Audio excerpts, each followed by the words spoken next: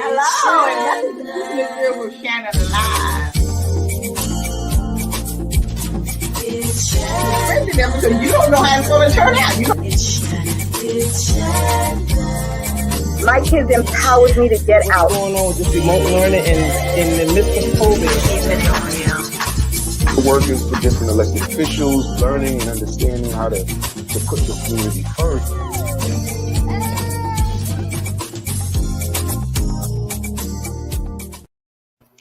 Hi, keeping it real. I can't even talk. I'm down here in Florida in the hot sun. You see, it's working on my brain already. But hello, and welcome to Keeping It Real with Shannon. Thank you so much for joining us tonight. And hello to my co-hosts. Hi. Vanessa and Dr. Tiffani. How y'all doing? I'm good. Need some of that hot sun you got. Oh, yes, it's 90s. No, that's too hot for my brain. You see, I can't even think and talk. No. But look, we got some hot topics to talk about tonight. I'm so excited to talk about these topics tonight. So I want to start off with the first one with there was this man and woman. This man bought a house for him and his wife, and it had been on the market, for a while. So he got a good buy on it. But the good buy was that I guess people maybe wasn't buying it because there was a murder that had taken place in the house. But so he got a good deal on it, so he bought the house. But he just never mentioned to the wife that somebody had been murdered in the house. He just bought the house for them because they had gotten married and everything. So he thought it was, good if they get in the house. So I don't know how she found out later, I guess through the neighbors or somebody said something about the house or whatever. And she found out that the murder had taken place in the house. So she got upset with her husband, but not telling her, so she left him. And I'm saying, is that cause to leave your husband because you found out a murder had taken place in your house and you already been in the house for 5 years? No, I mean, I wouldn't leave my husband, but I would say we putting this house up for sale. I can say it. But why would you put the house up for sale? Because I mean, you've been there 5 years already. I didn't know nothing has happened. You like your house and everything. So that's no reason for you to leave your husband. I'm gonna leave my husband because I found out somebody died in the house. I think that was a shorter broke the camel's back. It was something else going on, and it was just an excuse to beeline and get up out of there. So I think it's much more than that, But I'll get rid of the house too. But I think it's much more than just leaving. You don't just leave. When you divorce and leave people, it's because of a reason, right? Something you cannot resolve, not just something that was a murder in the house. So I think it's much more than that. Right, but okay, say it wasn't anything else, and you just found that out. I mean, is that serious just because you found out someone had died in the house you bought? Because I'm pretty sure the houses that we purchase and people purchase, something has already happened in those houses that you don't know about. No, of course something happened, but it's just the idea of knowing. I'd rather not let that be disclosed to me that something happened because I'm just that type of person. I just get eerie. That's why I would be like, we have to sell the house or rent it out, do whatever. I got to go. Well, I already talked about this house that I got. So one thing I found up in here. So I just got to take that one for the team and just, I'm good. I've been good for the last, I don't know what it was, last 9, almost 10 years with cases. This particular. Well, that's what I'm saying. If you found the house and it was a good buy, a good price, and everything, and you bought the house, I don't understand why, if something happened in that house previously, that you would be jump up and sell your house. Yeah. Nah, I think it's something else. I just think it's something else like that. And then if you can't find another house that meets your means, then what? Oh no, we're gonna find something. There's something out there. Well, I think the Bible's so good nowadays. If they look at today, they might as well keep it because interest rates just go today. You just gonna get your money back. All right. Well, this is what I'm saying. You had a house. I'm pretty sure it must have been a pretty nice house or whatever. And I'm sure they put a lot of money in it. They fixed it up and everything and stuff like that. So, I mean, you've been doing good for 5 years, and just because you find out something like that, I just don't feel like that's enough to leave your husband. Well, maybe they should consider renting it. Maybe they consider that's why I said renting if you can't sell it. Well, they didn't consider. She left. She left her husband. Well, I Vanessa's right. There was something going on because the fact is you can compromise on that. You can say rent, you can say sell, whatever. You don't have to, leave your husband for that. Well, I don't know why you're scared of dead people for. You better be scared of the ones that's alive, not the ones that's dead. Oh, listen, well, y'all know the line of work I was in, so that was my daily thing every day. So this is what I'm saying. That's the one you better be afraid of. The dead was already dead. But anyway, I think she better think about it and come on back home. That's what I think she better do. Wait, hold on, wait. How about think about it? I wouldn't even take her back. You left then when you realize the well, that's true. Yeah, you're right about that. I probably wouldn't take her back either if you're gonna leave her with something like that. She tested the waters. Something was you're right. Something else probably was going on there. Yeah. But anyway, then I'm gonna go to this next topic because it's really been, people have their pros and cons about it. This graduation protest that the students are doing, and now it's graduation time, and these students are not able to attend their graduation like they was looking forward to, because you go to school for 4 years, you work hard, you look forward to going there, marching down that aisle and throwing your head up in the air. And now with all this protest going on, now they're not giving them the real commitment like they should. They do in individual departments, which that means nothing. That means nothing. They have the big one, so how do you feel about that? Because me as a parent, and I pay, particularly at Columbia University, I'm paying over $100,000. Now I'll be kicking somebody to put off the lawn myself. I think sometimes these protests take things a little bit too far. And there's one thing, if you got a right to protest, a right to bear arms, a right to freedom of speech, but you really impinge on everybody else's rights. So, and I agree, they are entitled to a proper graduation.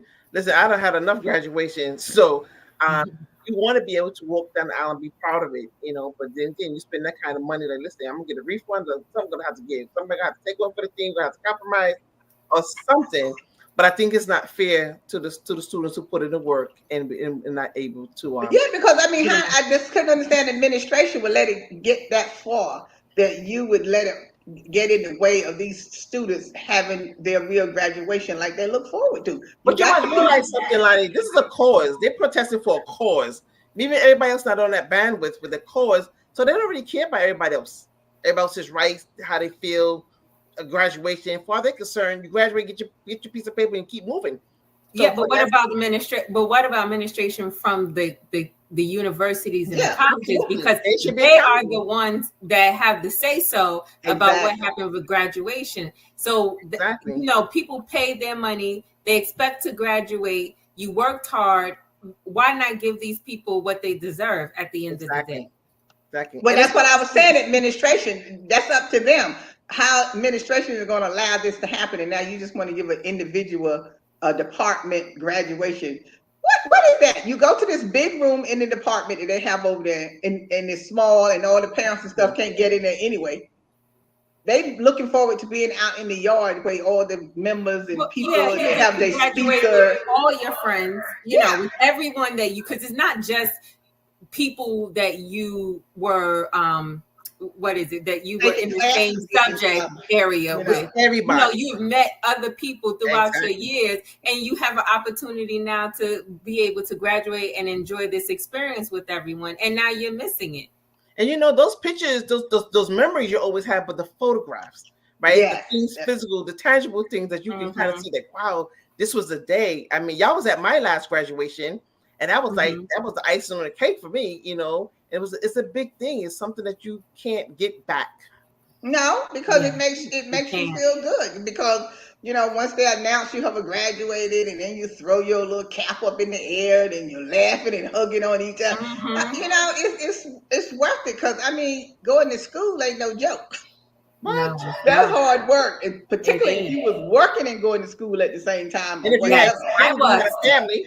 That's why I said I worked and went to school at the same time. And when graduation time comes, I'm telling you, if they wouldn't have been having a ceremony because somebody protesting, I'm pretty sure I'd have been out there on the lawn too, getting somebody dragged. Well, I would have been too. After I worked, I went to school and worked 2 jobs. Exactly. Two jobs. So yes, I better be Exactly. graduating. So, and then after they cleared everybody, this is why I was upset. And I said, well, you got the people off the lawn, so why didn't you just go ahead on and have the graduation like you were supposed to? What was the ideal of getting them off the lawn? And this is what the universities are doing. But me as a parent, like they would need to get together and file some kind of class action suit or something where they can get some of their money back and stuff. You paid all that money, and now you're not gonna see your kid. You will see them graduate, but not really see them like you would have seen them graduate. But everybody can't get in the department. Well, like you said, the smaller intimate graduation doesn't allow you to have everybody in there. So if you're out in the field, yeah, you might can invite 5 family members, 10 or whatever, but in the small one, only a certain amount can come in because they have them in the smaller areas. And then you always have a well-known speaker to come. They always have somebody well-known, famous, a celebrity to come and speak. So you be looking forward to hearing the speaker, the music, and everything. I just think it's a shame how they handled this situation. I don't think they wanted to have a graduation, and this was using this as a scapegoat. They let it go too far. They didn't want to go through it. Yeah, right. Let it go too far before they dismantled it. You know. Yeah. So. Well, I think the parents need to really speak up because they the one putting out the money and everything. So, I mean, I don't know where they're speaking up or they're not saying anything, but I know a lot of the students was very upset. I saw a lot of them on TV talking about it was unfair that they, couldn't have their commencement a day like they was looking forward to having it. So I'm sure maybe something behind closed doors is going to happen because I just don't understand how you allow some students to take over the campus like that. And I still don't understand how that happened the war over there.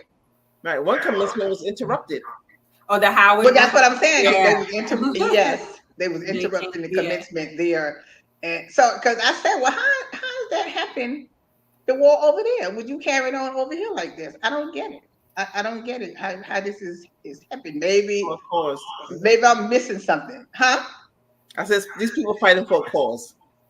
I understand they're fighting for a call, but how are you interrupting stuff over here happening to war over because here you have too much rights. Let me just make sure Well, freedom. No, they have too much freedom to do what they want to do. Supporting it. I think they're supporting Israel. Let me not be confused. They were supporting, I think, Israel, and financially sending money or something like that. So that's why they were protesting. Well, that's not going to stop the United States from supporting Israel. No, the college and the universities are not going to stop taking money for those corporate people, those foundation endowments. You think they're going to stop taking money from them? Because first of all, that helps you lower your tuition. If they don't get any money in it, you have to pay the whole full price of everything.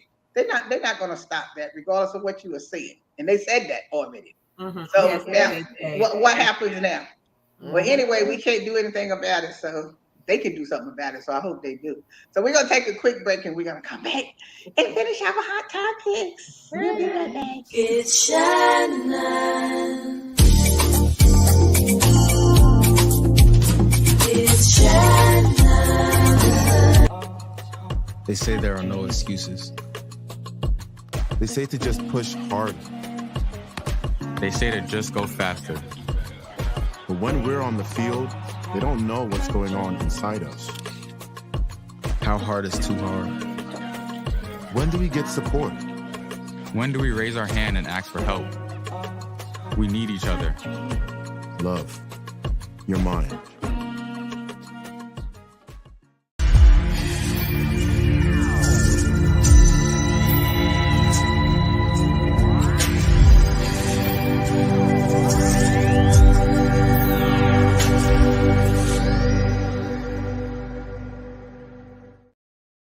We're back and we're doing our hot topics today. Thank you for joining us again. And let's move on with our next hot topic. I want to talk about Miss USA and Miss Team USA resigning back to back with each other. I just find this kind of strange and it's a little upsetting. I mean, I understand what they're saying, the reason they, resigned one. Now, how do I say her name? Noelia. She said because of her mental health. She had to deal with her mental health. And Miss US Team is because she felt like that, she couldn't finish her term out and handle the situation. So I'm thinking maybe with the young Miss US Team, I don't know, maybe that's age limit is too young, for them to start at that age, because when you enter these kind of things, it is a lot that goes with it, and you do have to have a lot of maturity to go along with it and do the job that they want you to do and everything. And I think maybe when they're at 16 and 17 like that, I don't think they're ready. Maybe they're not ready. I mean, the other young ladies, they did it and finished their term. I don't understand what happened with these two. I was trying to understand as I read what it was about, but I don't know. I just find that strange with both of them, even though both of them said they didn't know the other one was resigning, but I think something is going on. Well, I think the famous team resigned after Miss USA. And I think sometimes 2 days later, right. I think a lot of things that are hidden in these pageants that people on the outside, everyday people like you and I, really don't know. We don't really know what go behind the scenes. But my thing is, how much involvement are the parents? How are the parents involved? Do the parents know what the expectations are? Mm-hmm. Well, they know. At the beginning, they let you know everything that's required. What's expected of them. They tell you all of that when you come in and everything. So the parents already know. Like you said, as far as the parents, they need to be there with you when you have to go to the rehearsals, when you have to go to these events, especially the young ones. They really need to be there when they're doing it. Miss USA, she's a little older, so she don't really have to have her parents with her. But a lot of times parents will go with them wherever they have to go at and stuff. Well, the parents, the expectations, you mentioned about knowing the expectations. Anytime you take on anything of such as this, or even a position for a job, they tell you your expectations. You have your expectations of what that position may be like. But until you actually are in that seat, and then you have to deal with, the other people there, then you realize whether you can handle it or not. I don't think that it's about age and maturity. Because all of that comes into play as you in your position and as you grow older. What you did at 20 or how you handle something at work is not the same way you handle it now if you're in your 30s or 40s. So it's just you learn as you go along. The thing with the parents, you learn you're right. You do learn as you go along. But I still say you still have to have some maturity and when you're getting into these things and stuff like that, because like I said, in the past, all the rest of them have finished their term, and I'm sure they had some problems in between, because you are going to have some problems in between and stuff like that, but they did finish their term. I just noticed now, not even with the package, I just noticed with anything now, it seems like the young people now cannot take the pressure of what they need to do or if something happens to them. I noticed that in a lot of stuff, not even with this. And like I said, with something like this, things go down. And the reason I tell you I can speak on this, because I used to be in pageants. I was in the pageant to run off for Miss New York State, so I know what go on. So one of the judges came on to me, and we got into it, a big knockdown, a drag out. He said to me, "I will make sure you don't win like that." And I said, "Okay." And I didn't pay any attention at first, but he meant what he said, and he made sure that my name was nowhere in there, right? So I went back, mistake. I call it a mistake today. Now I wish I'd have kept my mouth shut. I went back and told my father that he had come on to me, said something to me, and my father came. They had it out. My father looked at me and said, "This is finished. You will never be at another pageant again." And so then at that time, now I'm saying, I wish I had kept my mouth shut and didn't tell him anything. Now he didn't blew my career. He didn't spoil everything for me. That's what I was feeling at that time. But see, I had the maturity to say something back to the person. So that's why I say it comes with maturity too. Well, I think it may call maturity, but I think that's something the parents need to be able to teach their young girls, the young daughters, the young ladies, because at 16 and 17, they're mature to some degree. They know what right is wrong. They know what's appropriate, what's not appropriate, but they may become intimidated or scared. Okay, if I say something, I'm gonna lose an opportunity. If I don't say something, I'm being harassed. Or I don't say something, the bully in the aggressions is kind of bearing on my mental illness, my mental health. So maybe the parents need to be able to have some, I don't know if they go through counseling. What type of sessions that these young ladies go through? No, what you I would said say- is right about the parents. What you said with the parents, yeah, the 16-year-old was, yeah. The parent has to be with them. Well, They have you mean to go at with all them. times? But that's though, what I'm because saying. In When they your go to situation, events, your when they father was not there, because if he was there at the pageant, at the rehearsals, whatever, then there would be no opportunity for no one to do that. They wouldn't have the opportunity. No. See, when you were older, Right. I'm talking about the young ones. See, I was older. I was already in my 20s. So I was older. I was already mature. But see, my father had already taught me that if somebody said something out of the way to me or whatever, for me to tell him. That's how we was taught, you know. That's why I told him. Otherwise, he would never know or anything like that. But the young ones, I'm talking about the young Miss Team USA. Yes, parents have to be with them. They have to be there with them. But you know what? We see this not even at this magnitude, but we see it in the sports arena when the kids are underage in the sports arena. These are coming on now. But this happened to you, Lottie, many years ago. This is still happening. So I don't really give homage and give to say, oh, this is the norm. No, this is not the norm. It takes a lot for these women, the young girls, to come forward, to step up, to say something, and they need to be able to kind of keep a track of disease and put things in place to protect these young ladies, because it's not just the pageants. You got even kids much younger than them that are competing in the sports. films and sports. Yeah, exactly. That's why when they go to do the contract, that's why the parents have to be there with the lawyer and everything, so you can say, well, you're going to accept that contract, because you get a contract. They give you a contract. Yes. So it's laid out in the contract. So once they read the contract, they're going to say, no, I don't want her involved in this, or what. It's okay for her to do this or whatever. That's why if you want your child to be in something, you have to be there with them so you can protect them. See, now I understood afterwards all of that is, what's the actress name? What was her name? Brooke Shields. Oh, yeah. Why her mother was always with her at all times, because you need someone to be there to make sure that things are going right and nobody's bothering you and stuff like that. Because you just can't throw your child out there into something. Oh, of course, that's throwing them to the wolves, of course. But that's what I'm saying. Yeah. And so a lot of times that happens. A lot of times now I recognize that we in this generation, the younger generation, they're willing to recognize when their mental health is being affected and walk away. See, older people, and we were taught generation that you stick it out. You have to stick it out. You talk back, or you say this, or you get the job done. But then you can walk away. You don't have to put your mental health at risk for a position.